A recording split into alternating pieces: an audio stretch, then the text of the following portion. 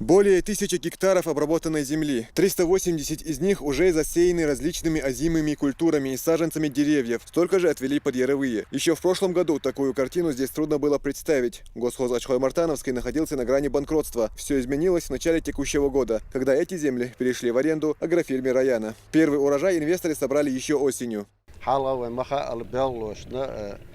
Задолженность царь бин беллас расчет целуш что ахюкша беллой страдали от этого. Инза цулт ахара в аренду передать инчулт аха беллой рейс больш. Бабуал хул ахтуга озбелтир отдача хаияша новая техника ю о новейший агрофирму это на агротехнику трактор шу 12-21 уж. Сейл кшу, так болга да алмула толуш даур бош лукуза. С 10 гектаров аграрии собрали 530 тонн лука, но останавливаться на этом они не собираются. Весной планируется также посадить томат, кукурузу, сахарную свеклу и гречиху. Собранный урожай до реализации хранят в складе, прямо на территории агрофирмы. Этот первый урожай овощной культуры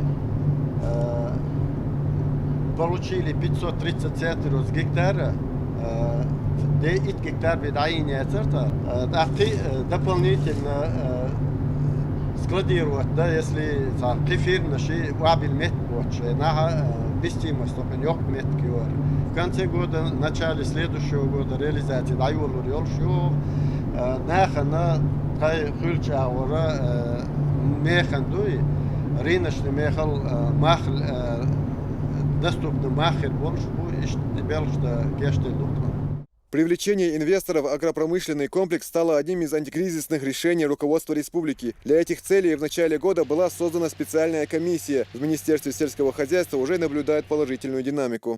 Главой республики была создана рабочая группа во главе заместителя руководителя администрации и министром сельского хозяйства по передаче в аренду как имущественного комплекса нашего государства.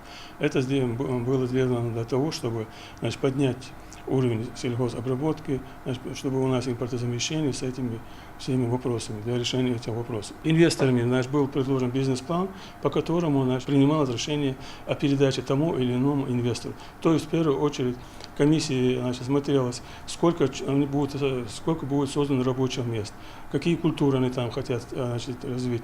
Всего в республике 134 госхоза, 83 из них уже перешли в аренду разным инвесторам. Земли передаются при условии, что кредитная задолженность государственных предприятий будет полностью погашена за 3 года. Магомед Ламаркаев, Булат Баканаев. Новости.